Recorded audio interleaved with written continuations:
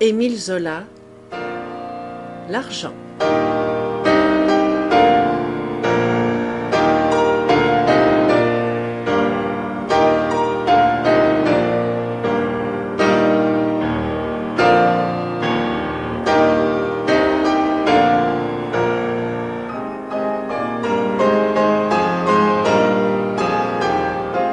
Chapitre 1.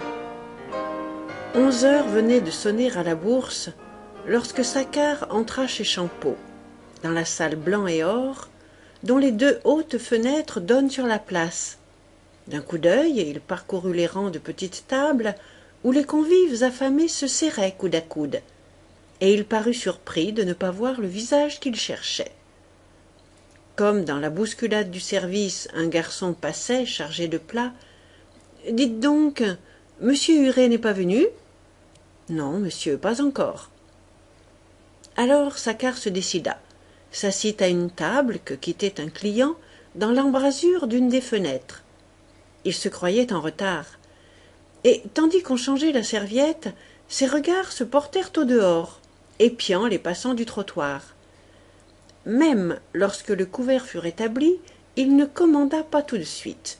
Il demeura un moment, les yeux sur la place, toute gaie de cette claire journée des premiers jours de mai. À cette heure où le monde déjeunait, elle était presque vide. Sous les marronniers, d'une verdure tendre et neuve, les bancs restaient inoccupés. Le long de la grille, à la station des voitures, la file des fiacres s'allongeait d'un bout à l'autre, et l'omnibus de la Bastille s'arrêtait au bureau, à l'angle du jardin, sans laisser ni prendre de voyageurs. Le soleil tombait d'aplomb, le monument en était baigné, avec sa colonnade, ses deux statues, son vaste perron, en haut duquel il n'y avait encore que l'armée des chaises en bon ordre. Mais Saccard, s'étant tourné, reconnut Mazaud, l'agent de change, à la table voisine de la sienne. Il tendit la main. « Tiens, c'est vous, bonjour !»« Bonjour », répondit Mazaud en donnant une poignée de main distraite. Petit, brun, très vif, joli homme, il venait d'hériter de la charge d'un de ses oncles, à 32 ans, et il semblait tout aux convives qu'il avait en face de lui, un gros monsieur à figure rouge et rasée, le célèbre Amadieu, que la bourse vénérait depuis son fameux coup sur les mines de celle-ci. Lorsque les titres étaient tombés à 15 francs et que l'on considérait tout acheteur comme un fou, il avait mis dans l'affaire sa fortune, 200 000 francs, au hasard, sans calcul ni flair, par un entêtement de brute chanceuse. Aujourd'hui que la découverte de filons réels et considérables avait fait dépasser au titre le cours de 1000 francs, il gagnait une quinzaine de millions. Et son opération imbécile, qui aurait dû le faire enfermer autrefois, le haussait maintenant au rang des vastes cerveaux financiers. Il était salué, consulté partout. D'ailleurs, il ne donnait plus d'ordre, comme satisfait, trônant désormais dans son coup de génie unique et légendaire. Mazaud devait rêver sa clientèle.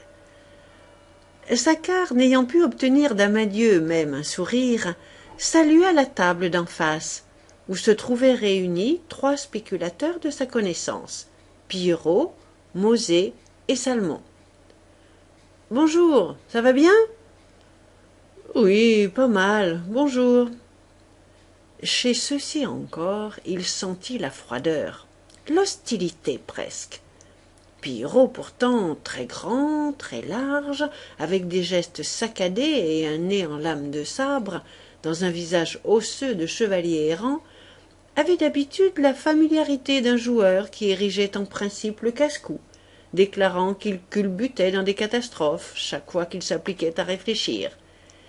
Il était d'une nature exubérante de haussier, toujours tourné à la victoire, tandis que Mauzé, au contraire, de taille courte, le teint jaune, ravagé par une maladie de foie, se lamentait sans cesse, en proie à de continuelles craintes de cataclysme.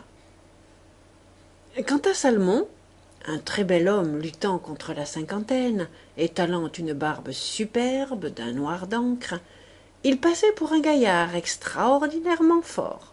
Jamais il ne parlait, il ne répondait que par des sourires, on ne savait dans quel sens il jouait, ni même s'il jouait. Et sa façon d'écouter impressionnait tellement Mosè que souvent celui-ci, après lui avoir fait une confidence, courait changer un ordre, démonté par son silence. Dans cette indifférence qu'on lui témoignait, Saccard était resté les regards fiévreux et provoquants, achevant le tour de la salle, et il n'échangea plus un signe de tête qu'avec un grand jeune homme, assis à 3 tables de distance, le beau Sabatani, un Levantin, à la face longue et brune, qu'éclairaient des yeux noirs magnifiques, mais qu'une bouche mauvaise, inquiétante, gâtait. L'amabilité de ce garçon acheva de l'irriter. Quelque exécuté d'une bourse étrangère, un de ces gaillards mystérieux aimés des femmes, tombé depuis le dernier automne sur le marché, qu'il avait déjà vu à l'œuvre comme prête-nom dans un désastre de banque, et qui peu à peu conquérait la confiance de la corbeille et de la coulisse, par beaucoup de corrections et une bonne grâce infatigable, même pour les plus tarés. Un garçon était debout devant Saccard. « Qu'est-ce que monsieur prend ?»« Ah oui, ce que vous voudrez, une côtelette, des asperges. » Puis il rappela le garçon. « Vous êtes sûr que monsieur Huret n'est pas venu avant moi et n'est pas reparti ?»« Oh, absolument sûr. » Ainsi, il en était là, après la débâcle qui, en octobre, l'avait forcé une fois de plus à liquider sa situation, à vendre son hôtel du parc Monceau pour louer un appartement. Les Sabatani seuls le saluaient. Son entrée dans un restaurant où il avait régné ne faisait plus tourner toutes les têtes, tendre toutes les mains. Il était beau joueur, il restait sans rancune, à la suite de cette dernière affaire de terrain, scandaleuse et désastreuse, dont il n'avait guère sauvé que sa peau. Mais une fièvre de revanche s'allumait dans son être, et l'absence d'Huret, qui avait formellement promis d'être là dès 11 heures pour lui rendre compte de la démarche dont il s'était chargé près de son frère Rougon, le ministre alors triomphant, l'exaspérait surtout contre ce dernier. Huret, député docile, créature du grand homme, n'était qu'un commissionnaire. Seulement Rougon, lui qui pouvait tout, était-ce possible qu'il l'abandonnât ainsi? Jamais il ne s'était montré bon frère. Qu'il se fût fâché après la catastrophe, qu'il eût rompu ouvertement pour n'être point compromis lui-même, cela s'expliquait. Mais depuis 6 mois, n'aurait-il pas dû lui venir secrètement en aide, et maintenant allait-il avoir le cœur de refuser le suprême coup d'épaule qu'il lui faisait demander par un tiers, n'osant le voir en personne, craignant quelque crise de colère qui l'emporterait? Il n'avait qu'un mot à dire, il le remettrait debout, avec tout ce lâche et grand Paris sous les talons. « Quel vin désire monsieur ?» demanda le sommelier. « Votre Bordeaux ordinaire. » Saccard, qui laissait refroidir sa côtelette, absorbé, sans faim, leva les yeux, en voyant une ombre passer sur la nappe. C'était Macias, un gros garçon rougeaud, un remisier qu'il avait connu besogneux, et qui se glissait entre les tables, sa côte à la main. Il fut ulcéré de le voir filer devant lui sans s'arrêter pour aller tendre la côte à Pillerault et à Mosè. Distraits, engagés dans une discussion, ceux-ci y jetèrent à peine un coup d'œil. Non, ils n'avaient pas d'ordre à donner, ce serait pour une autre fois. Macias, n'osant s'attaquer au célèbre Amadieu, penché au-dessus d'une salade de homard, en train de causer à voix basse avec Mazo, revint vers Salmon, qui prit la côte, l'étudia longuement, puis la rendit sans un mot. La salle s'animait. D'autres remisiers, à chaque minute, en faisaient battre les portes. Des paroles hautes s'échangeaient de loin. Toute une passion d'affaires montait, à mesure que s'avançait l'heure. Et Saccard, dont les regards retournaient sans cesse au dehors, voyait aussi la place se remplir peu à peu, les voitures et les piétons affluer, tandis que sur les marches de la bourse, éclatantes de soleil, des taches noires, des hommes se montraient déjà, un à un. « Je vous répète, dit Mosé de sa voix désolée, que ces élections complémentaires du 20 mars sont un symptôme des plus inquiétants. Enfin, c'est aujourd'hui Paris tout entier acquis à l'opposition. » Mais Pillerault haussait les épaules. Carnot et Garnier-Pagès, de plus, sur les bancs de la gauche, qu'est-ce que ça pouvait faire? C'est comme la question des duchés, reprit Mosé. Eh bien, elle est grosse de complications. Certainement, vous avez beau rire. Je ne dis pas que nous devions faire la guerre à la Prusse, pour l'empêcher de s'engraisser aux dépens du Danemark. Seulement, il y avait des moyens d'action. Oui, oui, lorsque les gros se mettent à manger les petits, on ne sait jamais où ça s'arrête. Et quant au Mexique... Pillerault, qui était dans un de ces jours de satisfaction universelle, l'interrompit d'un éclat de rire. « Ah, non, mon cher, ne vous ennuyez plus avec vos terreurs sur le Mexique. Le Mexique, ce sera la page glorieuse du règne. Où diable prenez-vous que l'Empire soit malade? Est-ce qu'en janvier, l'emprunt de 300 millions n'a pas été couvert plus de 15 fois? Un succès écrasant! Tenez, je vous donne rendez-vous en 67. Oui, dans 3 ans d'ici, lorsqu'on ouvrira l'exposition universelle que l'empereur vient de décider. « Je vous dis que tout va mal, » affirma désespérément Mosé. « Eh, fichez-nous la paix, tout va bien. » Salmon les regardait l'un après l'autre, en souriant de son air profond. Et Saccard, qui les avait écoutés, ramenait aux difficultés de sa situation personnelle cette crise où l'Empire semblait entrer. Lui, une fois encore, était par terre. Est-ce que cet empire qu'il avait fait allait comme lui culbuter, croulant tout d'un coup de la destinée la plus haute à la plus misérable? Ah, depuis 12 ans qu'il l'avait aimé et défendu, ce régime où il s'était senti vivre, pousser, se gorger de sève, ainsi que l'arbre dont les racines plongent dans le terreau, qui lui convient. Mais si son frère voulait l'en arracher, si on le retranchait de ce qui épuisait le sol gras des jouissances, que tout fût donc emporté dans la grande débâcle finale des nuits de fête. Maintenant, il attendait ses asperges, absent de la salle où l'agitation croissait sans cesse, envahi par des souvenirs. Dans une large glace, en face, il venait d'apercevoir son image, et elle l'avait surpris. L'âge ne mordait pas sur sa petite personne. Ses 50 ans n'en paraissaient guère que 38. Il gardait une maigreur, une vivacité de jeune homme.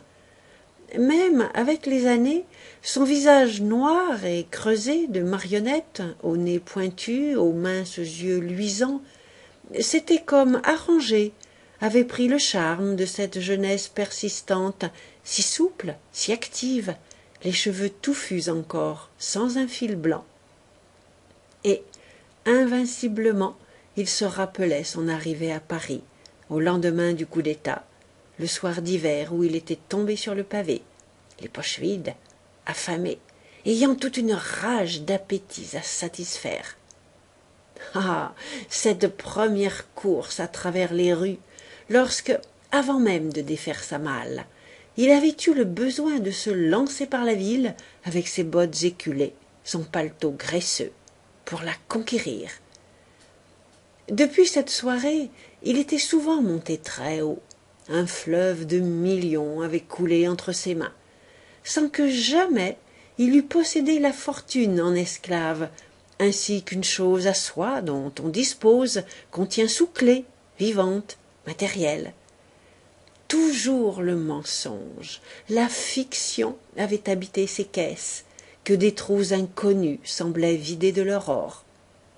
Puis, voilà qu'il se retrouvait sur le pavé, comme à l'époque lointaine du départ, aussi jeune, aussi affamé, inassouvi toujours, torturé du même besoin de jouissance et de conquête. Il avait goûté à tout, et il ne s'était pas rassasié, n'ayant pas eu l'occasion ni le temps, croyait-il, de mordre assez profondément dans les personnes et dans les choses. À cette heure, il se sentait cette misère d'être, sur le pavé, moins qu'un débutant qu'aurait soutenu l'illusion et l'espoir. Et une fièvre le prenait de tout recommencer, pour tout reconquérir, de monter plus haut qu'il n'était jamais monté, de poser enfin le pied sur la cité conquise. Non plus la richesse menteuse de la façade, mais l'édifice solide de la fortune, la vraie royauté de l'or trônant sur des sacs plats. La voix de Mosè, qui s'élevait de nouveau, aigre et très aiguë, tira un instant Saccard de ses réflexions. L'expédition du Mexique coûte 14 millions par mois, c'est Thiers qui l'a prouvé. Et il faut vraiment être aveugle pour ne pas voir que dans la Chambre la majorité est ébranlée. Ils sont 30 et quelques maintenant à gauche. L'empereur lui-même comprend bien que le pouvoir absolu devient impossible puisqu'il se fait le promoteur de la liberté. Pillerault ne répondait plus, se contentait de ricaner d'un air de mépris. Oui, je sais, le marché vous paraît solide, les affaires marchent, mais attendez la fin. On a trop démoli et trop reconstruit à Paris, voyez-vous. Les grands travaux ont épuisé l'épargne.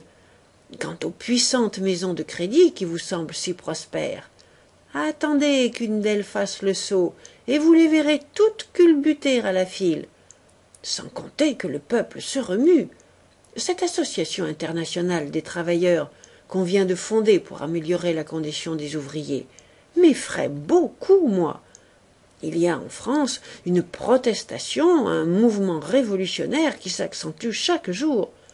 Je vous dis que le ver est dans le fruit. Tout crèvera.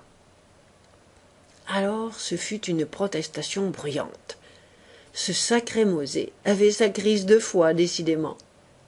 Mais lui-même, en parlant, ne quittait pas des yeux la table voisine où Mazaud et Amadieu continuaient, dans le bruit, à causer très bas.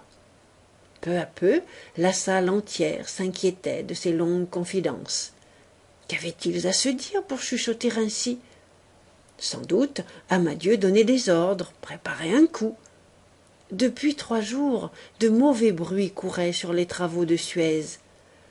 Mosè cligna les yeux, baissa également la voix. « Vous savez, les Anglais veulent empêcher qu'on travaille là-bas. On pourrait bien avoir la guerre. » Cette fois, Pillerault fut ébranlé par l'énormité même de la nouvelle. C'était incroyable. Et tout de suite, le mot vola de table en table, acquérant la force d'une certitude. L'Angleterre avait envoyé un ultimatum, demandant la cessation immédiate des travaux. Amadieu, évidemment, ne causait que de ça avec Mazaud, à qui il donnait l'ordre de vendre tous ses Suez. Un bourdonnement de panique s'éleva dans l'air chargé d'odeurs grasses, au milieu du bruit croissant des vaisselles remuées. Et, à ce moment, ce qui porta l'émotion à son comble, ce fut l'entrée brusque d'un commis de l'agent de change, le petit Flory, un garçon à figure tendre, mangé d'une épaisse barbe châtaine. Il se précipita, un paquet de fiches à la main, et les remit au patron en lui parlant à l'oreille. « Bon, » répondit simplement Mazaud, qui classa les fiches dans son carnet. Puis, tirant sa montre, « Bientôt midi, dites à Berthier de m'attendre, et soyez là vous-même, montez chercher les dépêches. » Lorsque Flory s'en fut allé, il reprit sa conversation avec Amadieu, tira d'autres fiches de sa poche, qu'il posa sur la nappe, à côté de son assiette, et, à chaque minute, un client qui partait se penchait au passage, lui disait un mot qu'il inscrivait rapidement sur un des bouts de papier entre 2 bouchées. La fausse nouvelle, venue on ne savait d'où, née de rien, grossissait comme une nuée d'orage. « Vous vendez, n'est-ce pas ?» demanda Mosè à Salmon. Mais le muet sourire de ce dernier fut si aiguisé de finesse qu'il en resta anxieux, doutant maintenant de cet ultimatum de l'Angleterre qu'il ne savait même pas avoir inventé. « Moi, j'achète tant qu'on voudra », conclut Pillerault avec sa témérité vaniteuse de joueur sans méthode. Les tempes chauffées par la griserie du jeu que fouettait cette faim bruyante de déjeuner dans l'étroite salle, Saccard s'était décidé à manger ses asperges, en s'irritant de nouveau contre Huré sur lequel il ne comptait plus. Depuis des semaines, lui, si prompt à se résoudre, il hésitait, combattu d'incertitude. Il sentait bien l'impétueuse nécessité de faire peau neuve, et il avait rêvé d'abord une vie toute nouvelle dans la haute administration ou dans la politique. Pourquoi le corps législatif ne l'aurait-il pas mené au Conseil des ministres comme son frère? Ce qu'il reprochait à la spéculation, c'était la continuelle instabilité, les grosses sommes aussi vite perdues que gagnées. Jamais il n'avait dormi sur le million réel, ne devant rien à personne. Et, à cette heure où il faisait son examen de conscience, il se disait qu'il était peut-être trop passionné pour cette bataille de l'argent, qui demandait tant de sang-froid. Cela devait expliquer comment, après une vie si extraordinaire de luxe et de gêne, il sortait vidé, brûlé de ces 10 années de formidable trafic sur les terrains du Nouveau Paris, dans lesquels tant d'autres, plus lourds, avaient ramassé de colossales fortunes. Oui, peut-être s'était-il trompé sur ses véritables aptitudes. Peut-être triompherait-il d'un bond dans la bagarre politique, avec son activité, sa foi ardente. Tout allait dépendre de la réponse de son frère. Si celui-ci le repoussait, le rejetait au gouffre de l'agio, eh bien, ce serait sans doute tant pis pour lui et les autres. Il risquerait le grand coup dont il ne parlait encore à personne, l'affaire énorme qu'il rêvait depuis des semaines et qu'il effrayait lui-même, tellement elle était vaste, faite, si elle réussissait ou si elle croulait, pour remuer le monde. Pillerault élevait la voix. « Mazo, est-ce fini l'exécution de Schlosser ?»« Oui, répondit l'agent de change, l'affiche sera mise aujourd'hui. Que voulez-vous, c'est toujours ennuyeux, mais j'avais reçu les renseignements les plus inquiétants et je l'ai escompté le premier. Il faut bien de temps à autre donner un coup de balai. »« On m'a affirmé, dit Mauzé, que vos collègues Jacobi et de la Roque y étaient pour des sommes rondes. » L'agent eut un geste vague. « Bah, c'est la part du feu. Ce Schlosser devait être d'une bande, et il sera quitte pour aller écumer la bourse de Berlin ou de Vienne. » Les yeux de Saccard s'étaient portés sur Sabatani, dont un hasard lui avait révélé l'association secrète avec Schlosser. Tous deux jouaient le jeu connu, l'un à la hausse, l'autre à la baisse, sur une même valeur, celui qui perdait en étant quitte pour partager le bénéfice de l'autre et disparaître. Mais le jeune homme payait tranquillement l'addition du déjeuner fin qu'il venait de faire, puis, avec sa grâce caressante d'oriental matiné d'italien, il vint serrer la main de Mazo, dont il était le client. Il se pencha, donna un ordre que celui-ci écrivit sur une fiche. « Il vend ses Suez !» murmura Mauzé. Et tout haut, cédant à un besoin, malade de doute, « Hein, que pensez-vous du Suez ?» Un silence se fit dans le brouhaha des voix. Toutes les têtes des tables voisines se tournèrent. La question résumait l'anxiété croissante. Mais le dos d'Amadieu, qui avait simplement invité Mazo pour lui recommander un de ses neveux, restait impénétrable, n'ayant rien à dire, tandis que l'agent, que les ordres de vente qu'il recevait commençaient à étonner, se contentait de hocher la tête par une habitude professionnelle de discrétion. « Le Suez, c'est très bon !» déclara de sa voix chantante Sabatani, qui, avant de sortir, se dérangea de son chemin pour serrer galamment la main de Saccard. Et Saccard garda un moment la sensation de cette poignée de main, si souple, si fondante, presque féminine. Dans son incertitude de la route à prendre, de sa vie à refaire, il les traitait tous de filous, ceux qui étaient là. Ah, si on l'y forçait, comme il les traquerait, comme il les tondrait, les Mosés trembleurs, les Pillerots vantards, et ces Salmons plus creux que des courges, et ces Amadieux dont le succès a fait le génie. Le bruit des assiettes et des verres avait repris, les voix s'enrouaient, les portes battaient plus fort, dans la hâte qui les dévorait tous d'être là-bas, au jeu, si une débâcle devait se produire sur le Suez.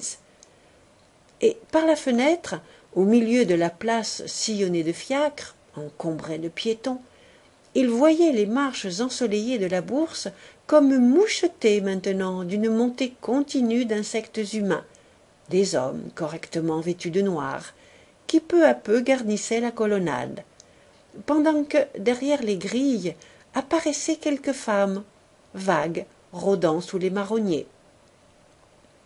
Brusquement, au moment où il entamait le fromage qu'il venait de commander, une grosse voix lui fit lever la tête. « Je vous demande pardon, mon cher, il m'a été impossible de venir plus tôt. » Enfin, c'était Huret, un Normand du Calvados, une figure épaisse et large de paysan rusé, qui jouait l'homme simple. Tout de suite, il se fit servir n'importe quoi, le plat du jour, avec un légume. « Eh bien ?» demanda sèchement Saccard, qui se contenait. Mais l'autre ne se pressait pas, le regardait en homme financier et prudent. Puis, en se mettant à manger, avançant la face et baissant la voix, « Eh bien, j'ai vu le grand homme. Oui, chez lui ce matin. Oh, il a été très gentil pour vous. » Il s'arrêta, but un grand verre de vin, se mit une pomme de terre dans la bouche. « Alors, mon cher, voici. Il veut bien faire pour vous tout ce qu'il pourra. Il vous trouvera une très jolie situation, mais pas en France.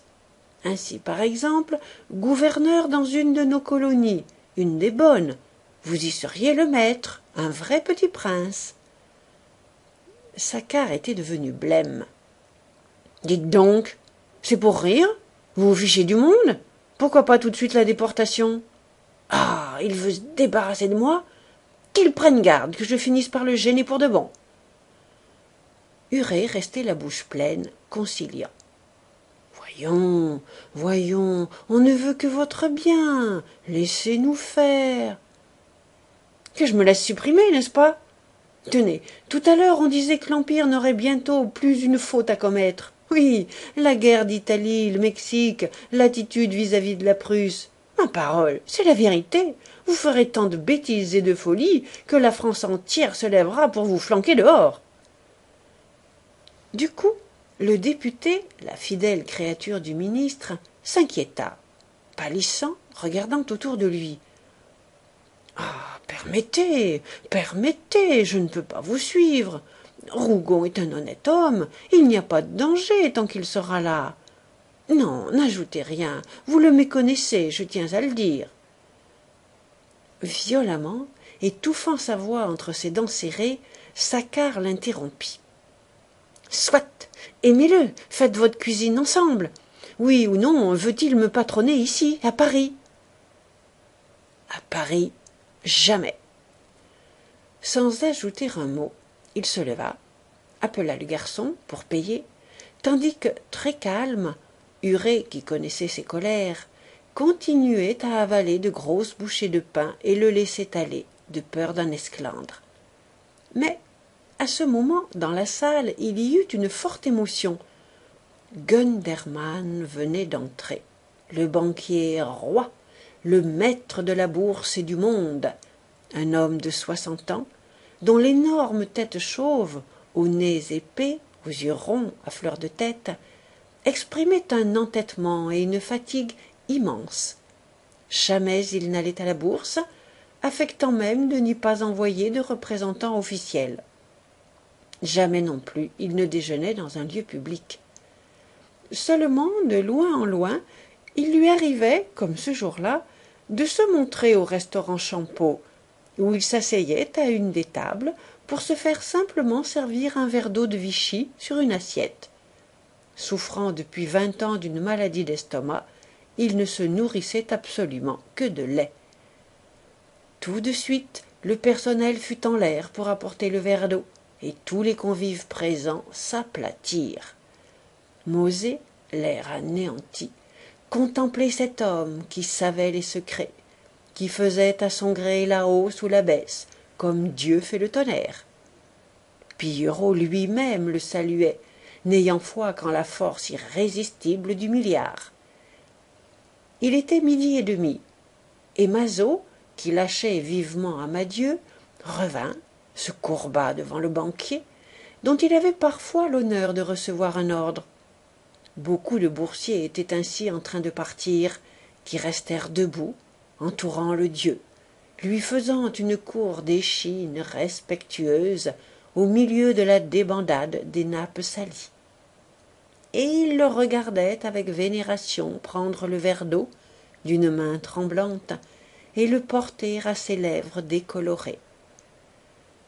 Autrefois, dans les spéculations sur les terrains de la plaine Monceau, Saccard avait eu des discussions, toute une brouille même avec Gundermann. Ils ne pouvaient s'entendre. L'un passionné et jouisseur, l'autre sobre et d'une froide logique. Aussi le premier, dans sa colère, exaspéré encore par cette entrée triomphale, s'en allait-il lorsque l'autre l'appela. « Dites donc, mon bon ami, est-ce vrai, vous, les affaires ? Ma foi, vous faites bien, ça vaut mieux. » Ce fut pour Saccard un coup de fouet en plein visage. Il redressa sa petite taille, il répliqua d'une voix aiguë comme une épée. « Je fonde une maison de crédit au capital de 25 millions, et je compte aller vous voir bientôt. » Et il sortit, laissant derrière lui le brouhaha ardent de la salle, où tout le monde se bousculait pour ne pas manquer l'ouverture de la bourse. Ah, réussir enfin, remettre le talon sur ces gens qui lui tournaient le dos, et lutter de puissance avec ce roi de l'or, et l'abattre peut-être un jour. Il n'était pas décidé à lancer sa grande affaire, il demeurait surpris de la phrase que le besoin de répondre lui avait tirée. Mais pourrait-il tenter la fortune ailleurs, maintenant que son frère l'abandonnait, et que les hommes et les choses le blessaient pour le rejeter à la lutte, comme le taureau saignant est ramené dans l'arène? Un instant, il resta frémissant au bord du trottoir. C'était l'heure active où la vie de Paris semble affluer sur cette place centrale, entre la rue Montmartre et la rue Richelieu, les deux artères engorgées qui charrient la foule.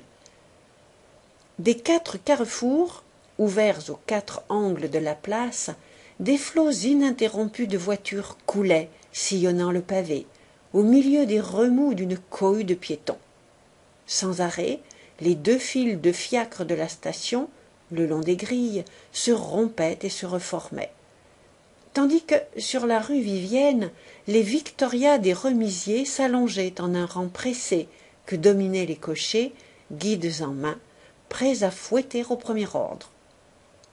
Envahis, les marches et le péristyle étaient noirs d'un fourmillement de redingotes, et de la coulisse, installée déjà sous l'horloge et fonctionnant, montait la clameur de l'offre et de la demande, ce bruit de marée de l'agio, victorieux du grondement de la ville.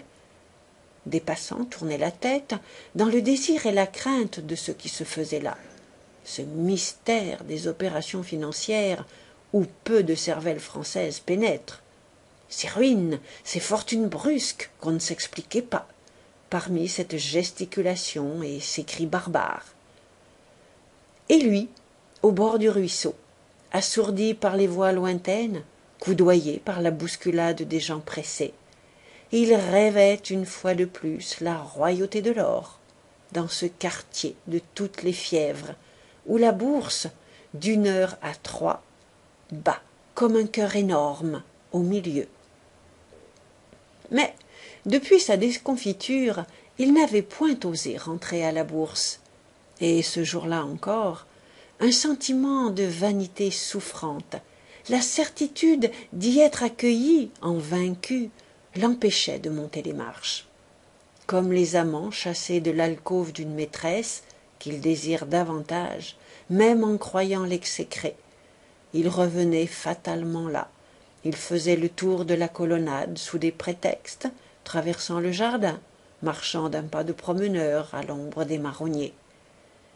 Dans cette sorte de square poussiéreux, sans gazon ni fleurs, où grouillait sur les bancs, parmi les urinoirs et les kiosques à journaux, un mélangé de spéculateurs louches et de femmes du quartier, en cheveux, allaitant des poupons, il affectait une flânerie désintéressée, levait les yeux, guettait, avec la furieuse pensée qu'il faisait le siège du monument, qu'il l'enserrait d'un cercle étroit, pour y entrer un jour en triomphateur. Il pénétra dans l'angle de droite, sous les arbres qui font face à la rue de la Banque, et tout de suite il tomba sur la petite bourse des valeurs déclassées. Les pieds humides, comme on appelle avec un ironique mépris ces joueurs de la brocante, qui cotent, en plein vent, dans la boue des jours pluvieux, les titres des compagnies mortes. Il y avait là, en un groupe tumultueux, toute une juiverie malpropre, de grasses faces luisantes, des profils desséchés d'oiseaux voraces, une extraordinaire réunion de nez typiques, rapprochés les uns des autres, ainsi que sur une proie, s'acharnant au milieu de cris gutturaux, et comme près de se dévorer entre eux. Il passait, lorsqu'il aperçut un peu à l'écart un gros homme, en train de regarder au soleil un rubis qu'il levait en l'air, délicatement entre ses doigts énormes et sales. « Tiens, Bush, vous me faites songer que je voulais monter chez vous. » Bush, qui tenait un cabinet d'affaires rue Feydeau, au coin de la rue Vivienne, lui avait, à plusieurs reprises, été d'une utilité grande en des circonstances difficiles. Il restait extasié à examiner l'eau de la pierre précieuse, sa large face plate renversée, ses gros yeux gris comme éteints par la lumière vive. Et l'on voyait, roulée en corde, la cravate blanche qu'il portait toujours, tandis que sa redingote d'occasion, anciennement superbe, mais extraordinairement râpée et maculée de taches, remontait jusque dans ses cheveux pâles, qui tombaient en mèches rares et rebelles de son crâne nu. Son chapeau, roussi par le soleil, lavé par les averses, n'avait plus d'âge. Enfin, il se décida à redescendre sur terre. « Ah, monsieur Saccard, vous faites un petit tour par ici ?»« Oui, c'est une lettre en langue russe, une lettre d'un banquier russe établi à Constantinople. Alors j'ai pensé à votre frère pour me la traduire. » Bush, qui, d'un mouvement inconscient et tendre, roulait toujours le rubis dans sa main droite, tendit la gauche en disant que le soir même la traduction serait envoyée. Mais Saccard expliqua qu'il s'agissait seulement de 10 lignes. « Je vais monter, votre frère me lira ça tout de suite. » Et il fut interrompu par l'arrivée d'une femme énorme, Madame Méchain, bien connue des habitués de la bourse, une de ces enragées et misérables joueuses dont les mains grasses tripotent dans toutes sortes de louches besognes. Son visage de pleine lune, bouffi et rouge, aux minces yeux bleus, au petit nez perdu, à la petite bouche d'où sortait une voix flûtée d'enfant, semblait déborder du vieux chapeau mauve, noué de travers par des bris de grenat. Et la gorge géante et le ventre hydropique crevaient la robe de popeline verte, mangée de boue, tournée au jaune. Elle tenait au bras un antique sac de cuir noir, immense, aussi profond qu'une valise, qu'elle ne quittait jamais. Ce jour-là, le sac gonflé, plein à crever, la tirait à droite, penché comme un arbre. « Vous voilà !» dit Bush qui devait l'attendre. « Oui, et j'ai reçu les papiers de Vendôme, je les apporte. »« Bon, filons chez moi, rien à faire aujourd'hui ici. » Saccard avait eu un regard vacillant sur le vaste sac de cuir. Il savait que, fatalement, allaient tomber là les titres déclassés, les actions des sociétés mises en faillite, sur lesquelles les pieds humides agiotent encore, des actions de 500 francs qu'ils se disputent à 20 sous, à 10 sous, dans le vague espoir d'un relèvement improbable, ou plus pratiquement comme une marchandise scélérate qu'ils cèdent avec bénéfice aux banquiers désireux de gonfler leur passif. Dans les batailles meurtrières de la finance, la méchin était le corbeau qui suivait les armées en marche. Pas une compagnie, pas une grande maison de crédit ne se fondait sans qu'elle apparût, avec son sac, sans qu'elle flairât l'air, attendant les cadavres, même aux heures prospères des émissions triomphantes. Car elle savait bien que la déroute était fatale, que le jour du massacre viendrait, où il y aurait des morts à manger, des titres à ramasser pour rien dans la boue et dans le sang. Et lui, qui roulait son grand projet d'une banque, eut un léger frisson, fut traversé d'un pressentiment à voir ce sac, ce charnier des valeurs dépréciées, dans lequel passait tout le sale papier balayé de la bourse. Comme Bush emmenait la vieille femme, Saccard le retint. « Alors, je puis monter, je suis certain de trouver votre frère ?» Les yeux du juif s'adoucirent, exprimèrent une surprise inquiète. « Mon frère, mais certainement, où voulez-vous qu'il soit ?»« Très bien, à tout à l'heure. » Et Saccard, les laissant s'éloigner, poursuivit sa marche lente le long des arbres vers la rue Notre-Dame-des-Victoires. Ce côté de la place est un des plus fréquentés, occupé par des fonds de commerce, des industries en chambre, dont les enseignes d'or flambaient sous le soleil. Des stores battaient au balcon, toute une famille de province restait béante à la fenêtre d'un hôtel meublé. Machinalement, il avait levé la tête, regardé ces gens dont l'ahurissement le faisait sourire, en le réconfortant par cette pensée qu'il y aurait toujours, dans les départements, des actionnaires. Derrière son dos, la clameur de la bourse, le bruit de la marée lointaine continuait, l'obsédait, ainsi qu'une menace d'engloutissement qui allait le rejoindre. Mais une nouvelle rencontre l'arrêta. « Comment, Jordan, vous à la bourse ?» s'écria-t-il en serrant la main d'un grand jeune homme brun aux petites moustaches, à l'air décidé et volontaire. Jordan, dont le père, un banquier de Marseille, s'était autrefois suicidé à la suite de spéculations désastreuses, battait depuis 10 ans le pavé de Paris, enragé de littérature, dans une lutte brave contre la misère noire. Un de ses cousins, installé à Plassans, où il connaissait la famille de Saccard, l'avait autrefois recommandé à ce dernier, lorsque celui-ci recevait tout Paris en son hôtel du parc Monceau. « Oh, à la bourse, jamais !» répondit le jeune homme avec un geste violent, comme s'il chassait le souvenir tragique de son père. Puis, se remettant à sourire, « Vous savez que je me suis marié ? Oui, avec une petite amie d'enfance. On nous avait fiancés au jour où j'étais riche, et elle s'est entêtée à vouloir quand même du pauvre diable que je suis devenu. »« Parfaitement, j'ai reçu la lettre de faire-part, » dit Saccard. « Et imaginez-vous que j'ai été en rapport autrefois avec votre beau-père, monsieur Maugendre, lorsqu'il avait sa manufacture de bâches à la Villette. Il a dû y gagner une jolie fortune. » Cette conversation avait lieu près d'un banc, et Jordan l'interrompit pour présenter un monsieur gros et court, à l'aspect militaire, qui se trouvait assis et avec lequel il causait lors de sa rencontre. « Monsieur le capitaine Chave, un oncle de ma femme. Madame Maugendre, ma belle-mère, est une Chave de Marseille. » Le capitaine s'était levé, et Saccard salua.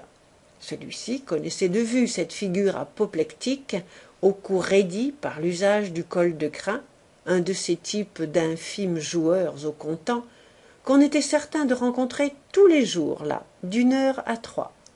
C'est un jeu de gagne petit, un gain presque assuré de 15 à 20 francs qu'il faut réaliser dans la même bourse. Jordan avait ajouté avec son bon rire, expliquant sa présence. Un boursier féroce, mon oncle, dont je ne fais parfois que serrer la main en passant.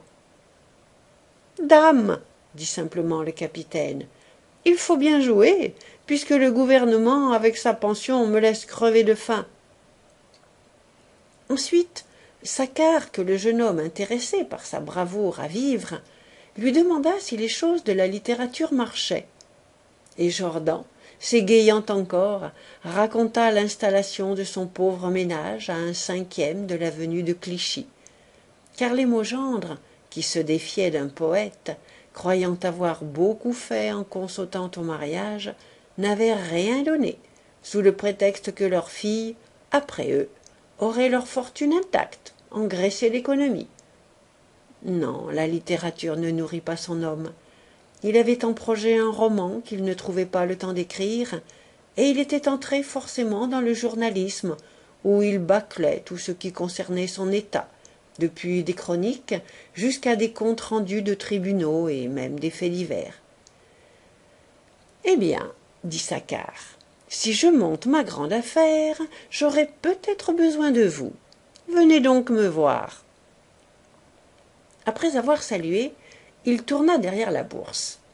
Là, en effet, la clameur lointaine, les abois du jeu cessèrent, ne furent qu'une rumeur vague, perdue dans le grondement de la place.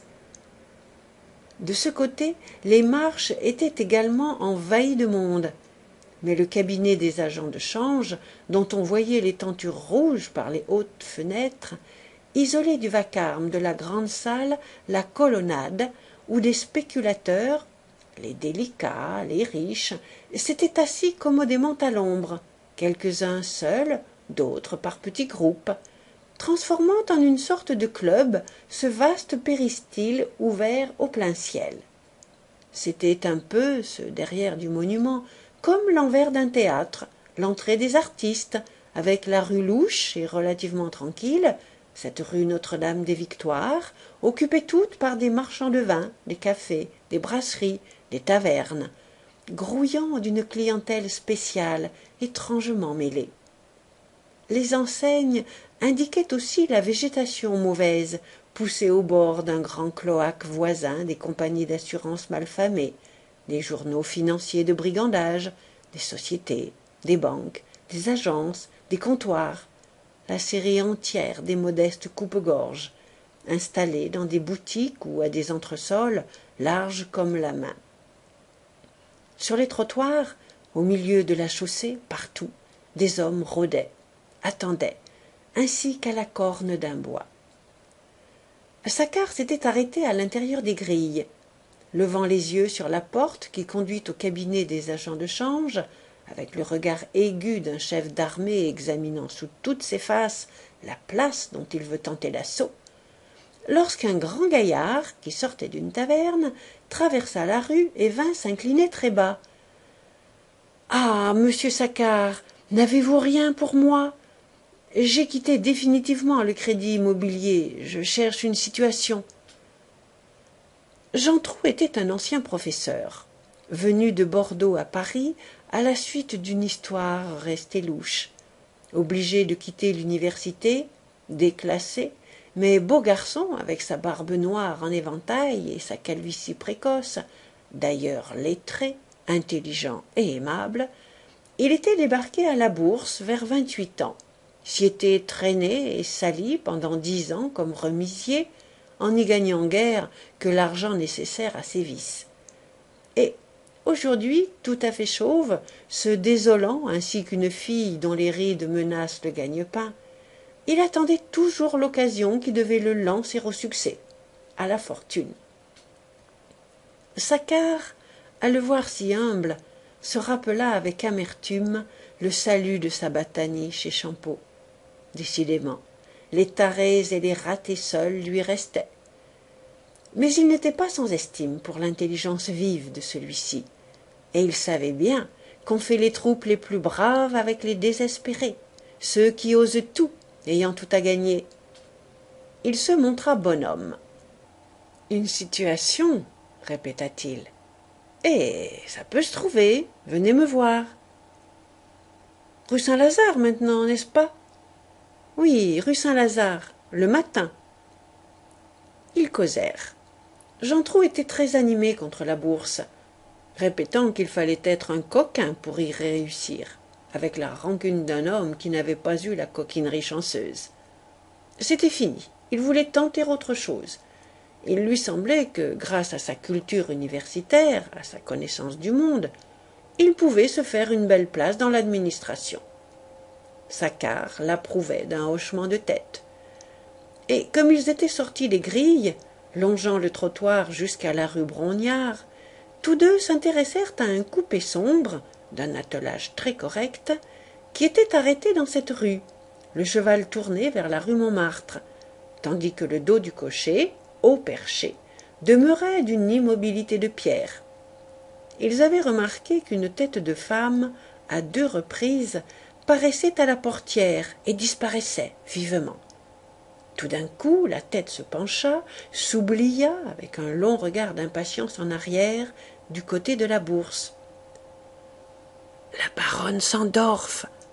murmura Saccard. C'était une tête brune très étrange, des yeux noirs brûlants sous des paupières meurtries, un visage de passion à la bouche saignante, et que gâtait seulement un nez trop long. Elle semblait fort jolie, d'une maturité précoce pour ses 25 ans, avec son air de bacchante habillée par les grands couturiers du règne.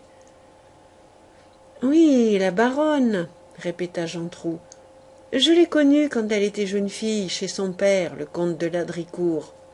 Oh, un enragé joueur, et d'une brutalité révoltante. J'allais prendre ses ordres chaque matin.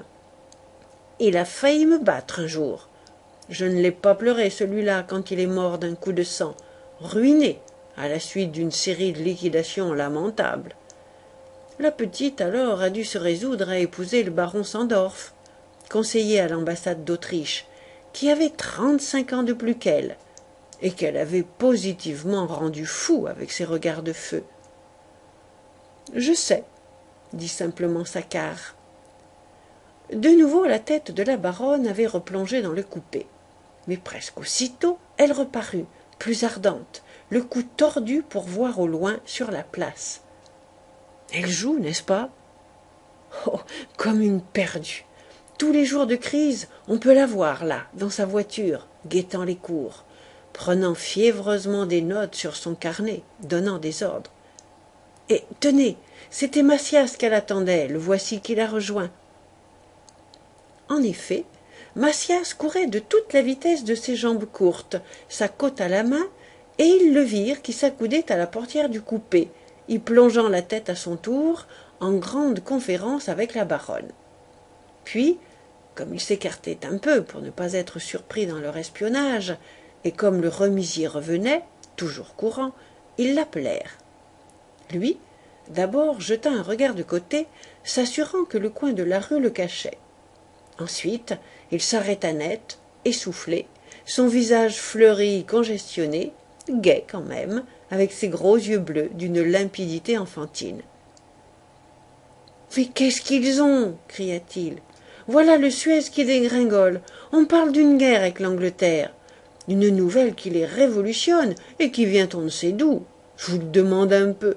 La guerre. Qu'est-ce qui peut bien avoir inventé ça? À moins que ça ne se soit inventé tout seul. Enfin, un vrai coup de chien. » Jantrou cligna des yeux. « La dame, mort toujours ?»« Oh, enragée. Je porte ses ordres à Natanson.